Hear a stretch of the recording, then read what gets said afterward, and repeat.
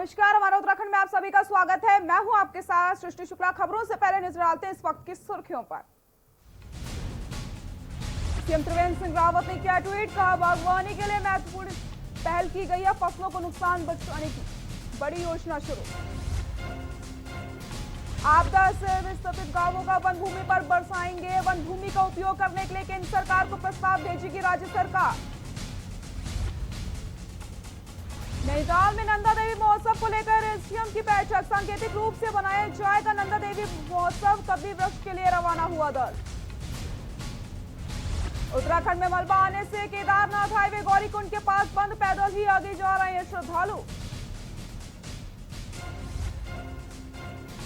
रुद्रप्रयाग में मूसलाधार बारिश से बढ़ाई मुश्किलें, मूधासाफ से कई घर हुए ध्वस्त, दुकानों गौशालाएं बाढ़ की जद में। उत्तराखंड में कोरोना रिकवरी का आंकड़ा पहुंचा 10,000 के पार, अभी तक कोरोना के प्रदेश में 4,286 मामले एक्टिव। आप देख रहे हैं के न्यूज, खबरों का सारथी। रुक करते हैं खबरों का। मुख्यमंत्री त्रिवेंद्र सिंह रावत ने ट्वीट करके कहा है कि राज्य के पर्वतीय क्षेत्रों में खेती और बागवानी के लिए अनेक महत्वपूर्ण पहल की गई हैं। जंगली जानवरों को, मुख्यतः जंगली सुअर तथा बंदर द्वारा कृषि को पहुंचाए जाने वाले नुकसान को कम करने के उद्देश्य से तार बाड़ योजना शुरू करी गई है, जिसके बेहतर परिणाम भी मिल रहे हैं। इसमें अल्मोड़ा का उदाहरण लिया जा सकता है। अल्मोड़ा जनपद के 7 विकास खंडों में आजीविका परियोजना के सहयोग से लगभग 2000 से अधिक प्रगतिशील काश्तकारों को जालीदार तार बाड़ उपलब्ध करवाई गई।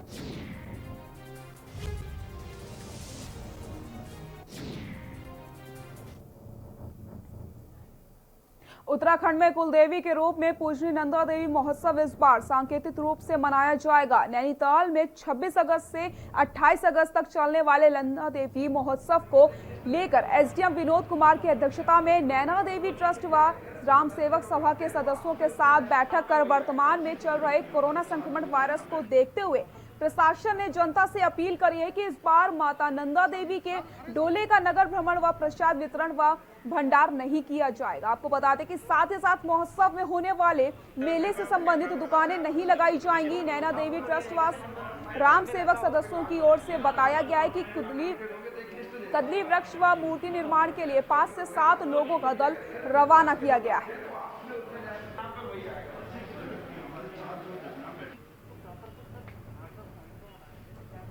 नंदा देवी महोत्सव की जो शुरुआत होनी थी और 28 तक होना है, तो उसके क्रम में क्योंकि अभी कोरोना काल में जो पर्व मनाया जाना है वो सांकेतिक रूप से मनाया जाना है और सारे कार्यक्रम मंदिर परिसर में सोशल डिस्टेंसिंग को ध्यान में रखते हुए संपन्न किए जाने हैं। जो राम सेवक सेवा के साथ भी एक मीटिंग की गई है, जिसमें तैयारियों का जायजा लिया गया है और इसमें विशेष ध्यान ये रखा गया है कि धार्मिक परंपराओं का जो भी निर्वहन किया जाएगा वो सोशल डिस्टेंसिंग और जो कोरोना संक्रमण को रोकने के लिए जो भी उपाय किए गए हैं उसको दृष्टिगत रखते हुए ही पूरा किया जाएगा।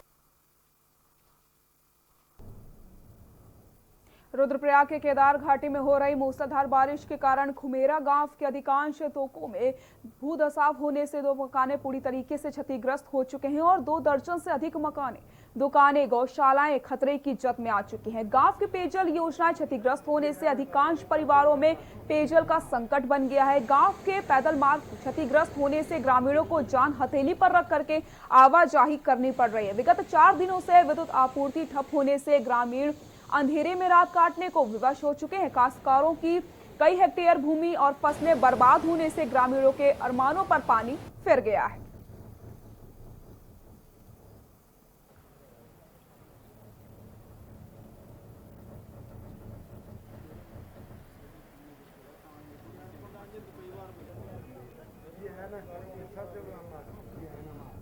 राजधानी देहरादून में पिछले दिन हुई बारिश ने ड्रेनेज सिस्टम की पोल खोल के रख दी है। वहीं बरसात से पहले ड्रेनेज सिस्टम को दुरुस्त करने के दावे करने वाले दून नगर निगम की हकीकत भी सामने आ चुकी है। आपको बता दें कि नगर निगम की ओर से बरसात से पूर्व दावे किए गए थे कि शहर की ड्रेनेज को सुधारा जाएगा, जिससे कि बरसात में जल भराव की समस्या ना हो पाए। लेकिन जिस तरीके से आज शहर की सड़कें पानी से लबालब हो चुकी हैं, इसी के चलते सड़कों पर बड़े बड़े गड्ढे भी बन गए हैं, जिससे वाहन स्वामियों को परेशानियों का सामना करना पड़ रहा है। वहीं ड्रेनेज सिस्टम के फेल होने से जिस तरीके से बरसात का पानी लोगों के घरों तक में घुस गया है, उससे लगता है कि नगर निगम की ओर से जो दावे किए गए थे वो केवल कागजों में ही किए गए थे और आज इन सब का खामियाजा शहर की जनता को भुगतना पड़ रहा है।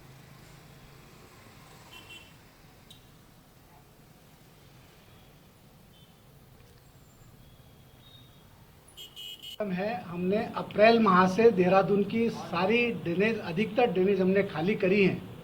इस बार बारिश भी अधिक हो रही है और स्मार्ट सिटी का जो काम चल रहा है, स्मार्ट सिटी के काम होने के वजह से जो सड़कें खुद रही हैं, वो दोबारा जो मलबा है वो नालियों में आ गया है, इसलिए अधिकतर नालियाँ चौक हुई हैं।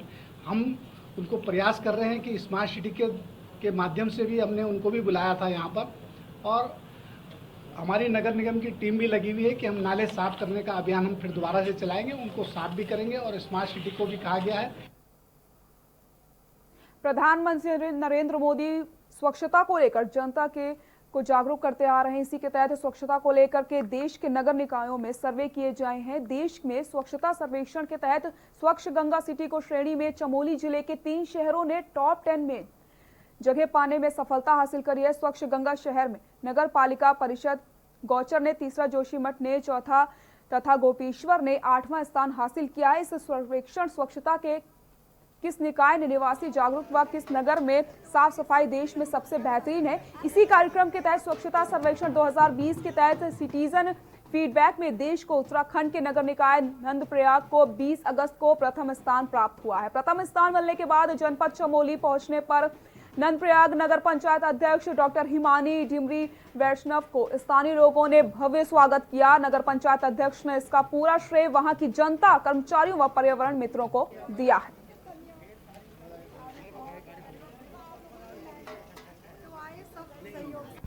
मैं जो ये स्वच्छता सर्वेक्षण 2020 में सिटीजन फीडबैक में हमें प्रथम स्थान पूरे देश में मिला है, इसका सारा श्रेय मैं नगर पंचायत नंदप्रयाग के जनता को, अपने विभागीय कर्मचारियों को और पर्यावरण मित्रों को देना चाहती हूँ। उनके सहयोग से ही आज हम पूरे देश में प्रथम स्थान प्राप्त किया।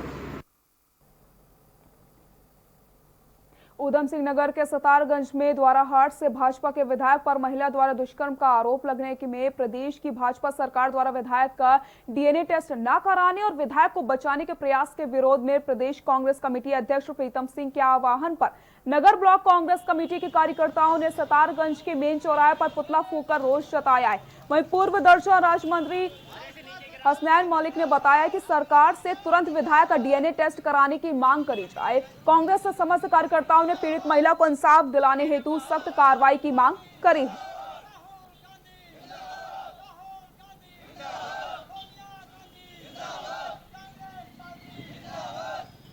ऊपर जो दुष्कर्म का मामला लगा हुआ है, हमने उसकी जांच की मांग की है और उनके डीएनए टेस्ट की मांग की है। उनका डीएनए टेस्ट होना चाहिए और जो पीड़ित महिला है उसको इंसाफ मिलना चाहिए। ये हमारे समस्त कांग्रेस जनों ने इसलिए मांग की है और मांग ये पूरी का उस पर जो है कार्रवाई होनी चाहिए। उधम सिंह नगर के कच्चा नगर पालिका से बीजेपी सभासद का एक वीडियो सोशल मीडिया में वायरल हो रहा है, जिसमें एक ठेकेदार के मुंशी के साथ वह मारपीट करते दिखाई दे रहे हैं। ठेकेदार ने सभासद पर कमीशन को लेकर मारपीट करने का आरोप लगाते हुए पुलिस से न्याय की गुहार लगाई है। कच्चा नगर पालिका से एक सभासद ने लिंक मार्ग पर हो रहे टाइल्स निर्माण को लेकर के ठेकेदार के मुंशी के सरे बाजार में जमकर पिटाई कर दी थी। बाद में आसपास के लोगों ने बहुमुश्किल बीच बचाव करके दोनों को शांत करवाया था। वहीं घायल पीड़ित ठेकेदार हॉस्पिटल में भर्ती है। मारपीट की घटना को आसपास के लोगों द्वारा अपने मोबाइल में कैद कर लिया गया। वहीं अब ठेकेदार ने कोतवाली में तहरीर देकर कार्रवाई की मांग करी है।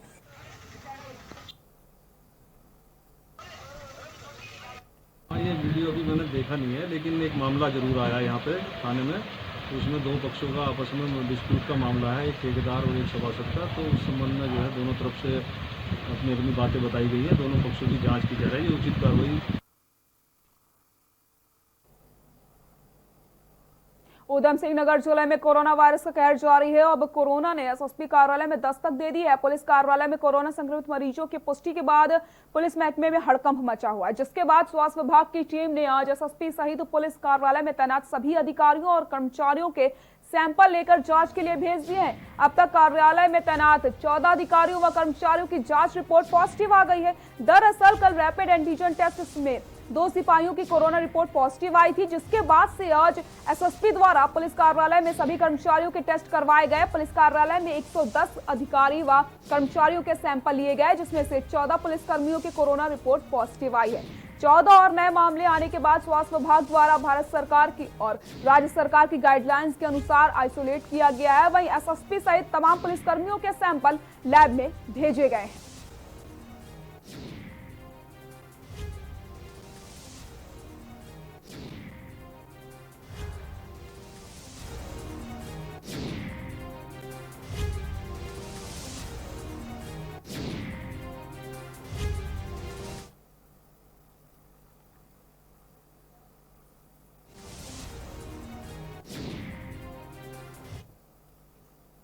खबर रामनगर से, जहां पर शहीद दीवान सिंह बिष्ट की 75वीं पुण्यतिथि पर दीवान सिंह बिष्ट राजकीय इंटर कॉलेज जोन पोरवा में आयोजित सभा में क्षेत्रीय विधायक संजीव आर्य, ब्लॉक प्रमुख रवि कंग्याल, अनुसूचित जाति आयोग के उपाध्यक्ष पीसी गोरखा सहित क्षेत्रीय जनता ने शहीद बिष्ट की प्रतिमा पर श्रद्धा सुमन अर्पित करते हुए भावभीनी श्रद्धांजलि देने के साथ ही 2 मिनट का मौन धारण किया है। आपको बता दें, अमर शहीदों को नमन भी किया गया है और इस मौके पर क्षेत्रीय विधायक संजीव आर्य ने शहीद बिष्ट को भावभीनी श्रद्धांजलि अर्पित करते हुए कहा कि देश के अमर शहीदों तथा स्वतंत्रता संग्राम सेनानियों के सपनों को साकार करने के लिए सभी को एकजुट होकर कार्य करना चाहिए। यही देश के अमर शहीदों के प्रति सच्ची श्रद्धांजलि होगी। साथ ही साथ आर्य ने कहा है कि शहीदों के सपनों को साकार करना सभी का दायित्व बनता है। वहीं आयोजन सभा कार्यक्रम में संयोजक गोपाल दत्त तिवारी, मंडल अध्यक्ष प्रताप बोरा, प्रताप भिष्ट, तहसीलदार भगवान सिंह चौहान समेत आनंद सिंह के अलावा क्षेत्रीय जनता उपस्थित थे।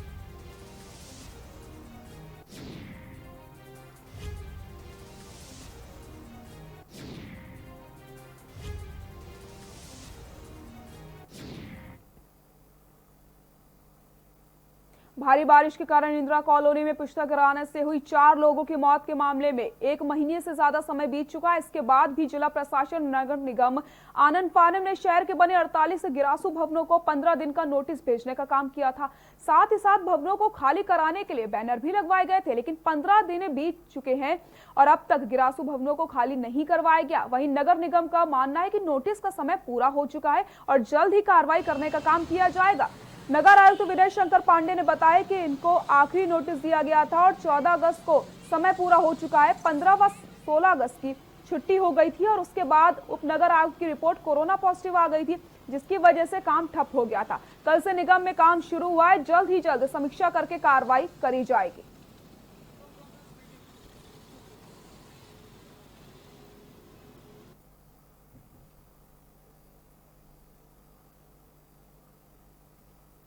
ये इनको लास्ट नोटिस दी गई थी, 14 अगस्त को वो डेट पूरी हुई है। इसके बाद 15 और 16 को छुट्टी हो गई थी। कल एक पहला वर्किंग डे था, उसको रिव्यू करके 1-2 दिन में उस पर आगे निर्णय लिया जाएगा। सितारगंज में कोरोना पॉजिटिव क्षेत्रीय विधायक सौरभ बहुगुणा की दीर्घायु के लिए सभासद रवि रस्तोगी ने वार्ड नंबर 5 में स्थित शिव मंदिर में पूजा अर्चना करी है। इस दौरान उन्होंने शिवलिंग पर जलाभिषेक करते हुए भगवान से विधायक की जल्द ही स्वस्थ होने की कामना करी है। नगर के वार्ड नंबर 5 सभासद रवि रस्तोगी ने शिव शक्ति दुर्गा मंदिर पहुंचकर विधायक सौरभ बहुगुणा के जल्द से जल्द स्वस्थ होने की भगवान से कामना करी।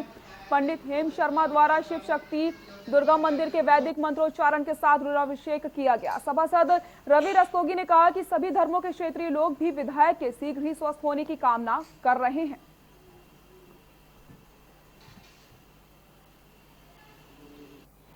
आज हम सभी वार्डवासियों ने मेरे साथ जो है भाजपा के पूर्व जिलाध्यक्ष अनुसूचित जाति मोर्चा के अध्यक्ष राधेश्याम सागर जी ने और हम ही सब वार्डवासियों ने आज माननीय क्षेत्रीय विधायक श्री सौरभ बहुगुणा जी के उत्तम स्वास्थ्य को जल्द से जल्द वे स्वस्थ होकर वापस आएँ, क्षेत्र में लौटें जिससे कि जो विकास कार्य रुके हुए हैं उन विकास कार्यों को जल्द से जल्द पूरे हों।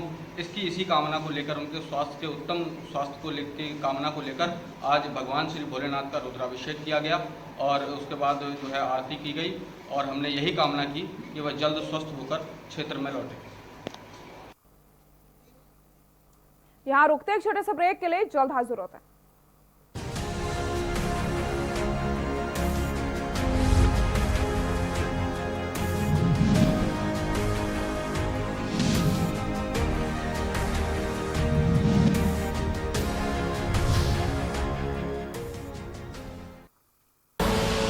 आप देख रहे हैं के न्यूज, खबरों का सारथी।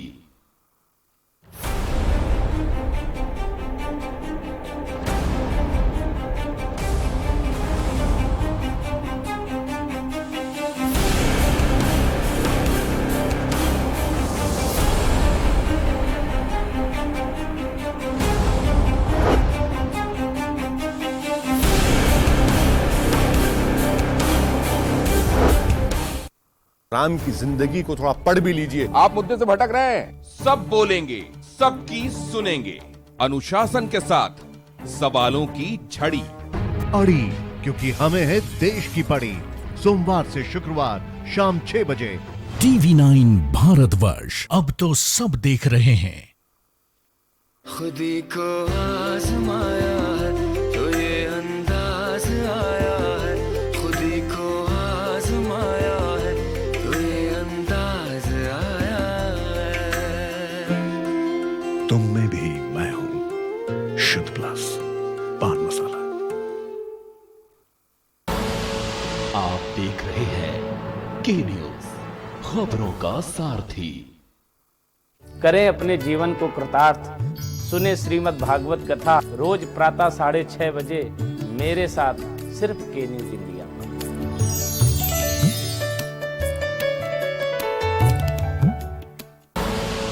आप देख रहे हैं के न्यूज, खबरों का सारथी।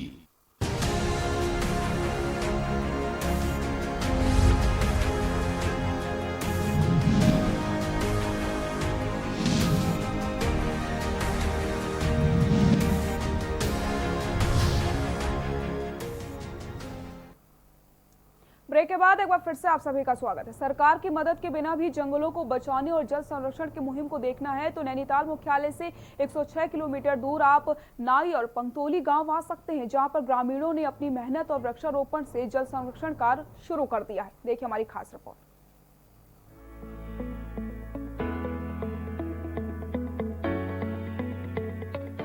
नाई और पंगतोली ग्राम सभा में पर्यावरण संरक्षण का कार्य किया जा रहा है। नैनीताल से इसकी दूरी करीब 106 किलोमीटर दूर के इलाका चंपावत, अल्मोड़ा और नैनीताल जिले के बीच में स्थित है। इस इलाके में पहले कई जड़ी बूटियां होती थी, लेकिन चीड़ के जंगल बढ़ने के बाद जड़ी बूटियां भी खत्म होती गई और इन इलाकों में पेयजल संकट गहराने लगा। स्थानीय लोगों और पर्यावरण प्रेमी चंदन सिंह नयाल करीब 2 साल पहले इस पूरे इलाके में बांज, बुराश, अतीस, कफाल जैसे पेड़ों को लगाने की मुहिम शुरू कर दी है।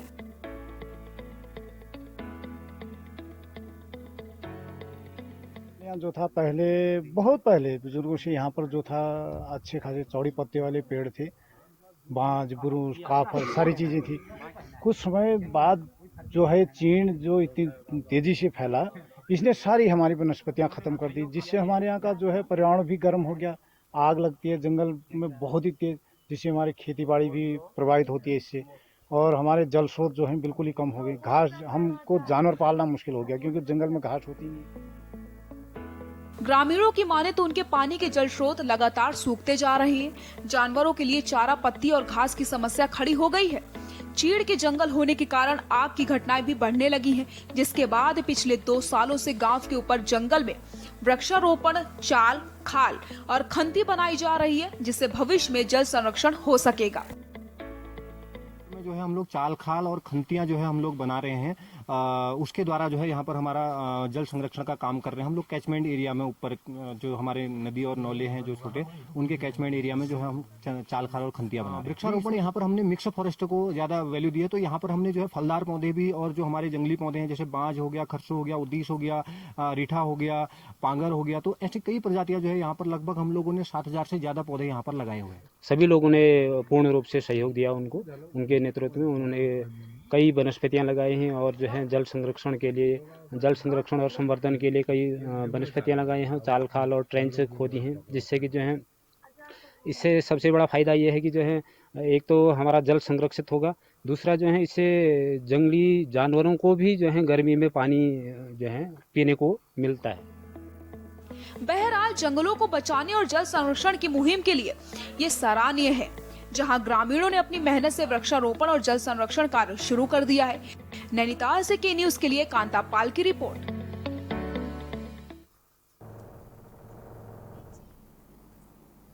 काशीपुर पुलिस ने मकान के प्लॉट की खरीद में धोखाधड़ी करने के मामले में एक युवक को उसकी मां बहन के साथ एमपी के रीवा से गिरफ्तार कर लिया।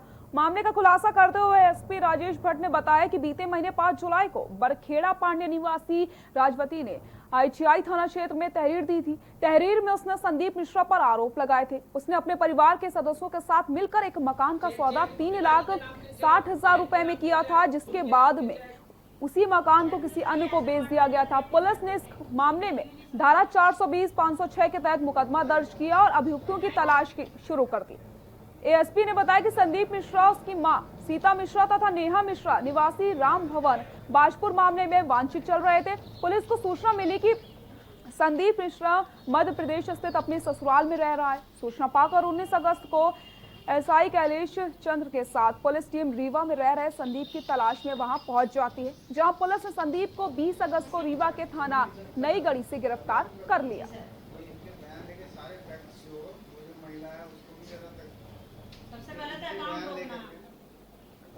ये अभियुक्त संदीप कुमार और उसकी मां और बहन तीनों लोगों को अरेस्ट किया है पुलिस टीम ने। उसके साथ में जिनके साथ फ्रॉड किया था वो भी गए हुए थे।